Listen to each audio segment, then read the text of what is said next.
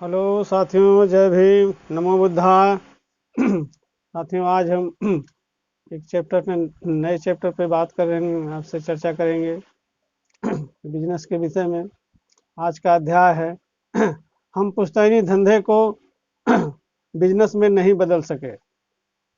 यहाँ लेखक जो है हमें समझा रहे हैं साथियों कि जो हमारा पुराना बाप दादों का जो पुश्तैनी पेशा था, उसे हमें जो है कि बिजनेस के रूप में उसे नया आयाम देना था। मार्केट में, बाजार में, कंपनी के थ्रू, शोरूम के थ्रू, जैसे कि आज नई नई तकनीकें चली हैं बाजार में। जैसे कि किसी चीज़ को जो पहले रोड पे ज़मीन पे बिछा करके बेचा करते थे, आज वही सामान मार्केट में हम देखते हैं तो बड़े बड़े शोरूमों में खूब उसमें पैसा लगा करके और उसमें चकाचौंध के तरीके से उसको सजा के लगा करके और हम उसको बाजार में लेने के लिए खूब हंसी खुशी और राजी से खरीदते हैं। ठीक उसी तरीके से आज बिजनेस के विषय में लेखक हमको यहाँ समझा रहे हैं कि हम अपने पुश्तैनी पेशे को बाजार में उसको जो है कि बिजनेस के रूप में हम उसको नहीं कर पाए, बल्कि उसको एक छोटा सा लघु उद्योग रूप में ही यूज करते रहे और उसे हे और नीच समझ करके हमने जो उसको छोड़ दिया। इसी बात पे चर्चा करते हुए हैं कि ज़रूरत है इस बात की थी, समय की नज़ाकत को भागते हुए, पहचानते हुए और जीवन की शैली बाजार को समझते हुए हमें अपने जो हमारा पुश्तैनी धंधा था उसे हमें बदलना चाहिए था और बदल करके उसको और फिर उसमें अच्छा मुनाफा कमा करके हमें एक बिजनेस बढ़िया से कायम खड़ा करना चाहिए था, जो कि हमने उसको आज छोड़ दिया।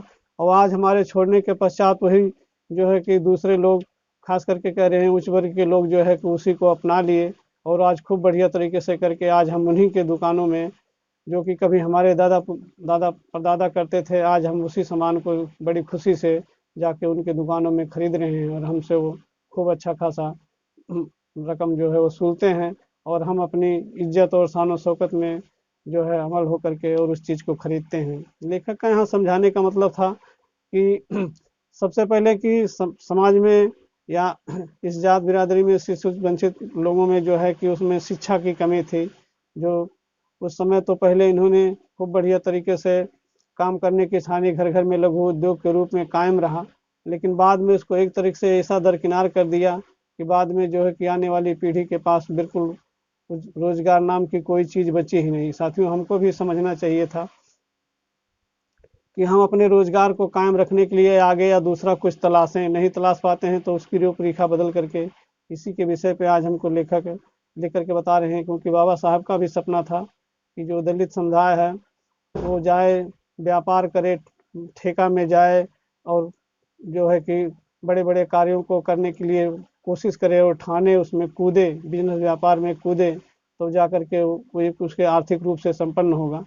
इन्हीं सब चीज़ों को लेते हुए एक छोटे से पॉइंट के जरिए बाबा यहाँ लेखक हमको आज का ध्येय समझा रहे हैं। अब जैसे कि लाइन है आज की, और साथियों मैं पहले बता दूं कि मेरी जो सारी वीडियो के माध्यम से होती है वो साहित्यिक जानकारियाँ होती है और इसमें कोई बहुत ज़्यादा उठा पटक नहीं या किसी को कुछ ठेस पहुंचाने के लिए नहीं। जो दर्ज है और आज के ज़माने में देखा जाए तो हमारे गांव की स्थिति, मौजूदा स्थिति वही है, लेखक ने इतना सुंदर ढंग से प्रस्तुत किया है और इसी तरीके से मैं आप लोगों को तो पहुंचाने की कोशिश करता हूं कि शायद ही कोई मेरा युवा साथी इसमें रुचि लेकर के और अपने जीवन को बदल सके। साथियों, तो जैसा कि आज लिख रहे हैं, हम पुश्तैनी धंधे को बिजनेस में नहीं बदल सके, ये आज का अध्याय है।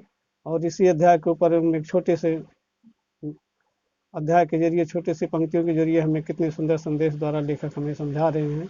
हमें विचार करना होगा और हमें इस पर अमल करना होगा। ज़रूरत इस बात की थी कि समय की नज़ाकत को पहचान कर, बदलती जीवन शैली को समझकर तथा विकसित हो रहे बाजार तंत्र को भांप कर हमें भी अपने लाभकारी पुश्तैनी धंधों को व्यवसायिक जामा पहनाना था। उसे गांव की जातीय कोड़ भरी व्यवस्था से निकाल कर कस्बा व शहर से बाजार तक लाना था। राह में मुश्किलें तो थी, लेकिन हिम्मत व दूरदृष्टि से काम लेते तो व्यापार के जरिए दलितों की आर्थिक स्थिति काया पलट होने का नया सवेरा झांक रहा था। बाबा साहब ने कहा था, गांव छोड़ो शहर जाओ, शहर छोड़ो विदेश जाओ, लेकिन हमने गांव छोड़ा नहीं। भूखमरी, दरिद्रता, शिक्षा व अभावों के जीवन के बावजूद गांव के नरक को ही अपनी नियति समझ लिया।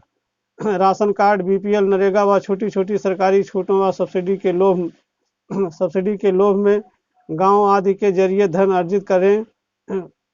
सिर्फ नौकरी मांगने वाले ही नहीं बने बल्कि नौकरी देने वाले भी बने। लेकिन आज़ादी के 67 वर्ष बाद भी हमारे में बनिया बुद्धि विकसित नहीं हो पाई नहीं हो पाई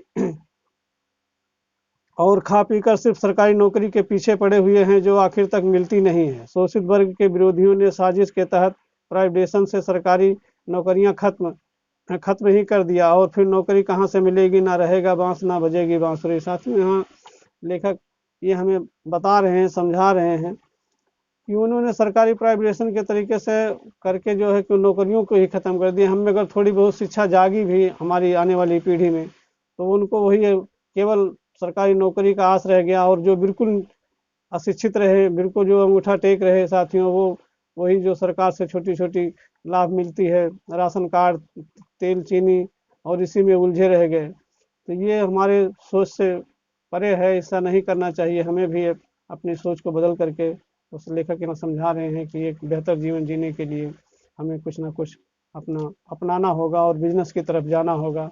यहाँ एक मूल उद्देश्य लेखक का यही है साथियों।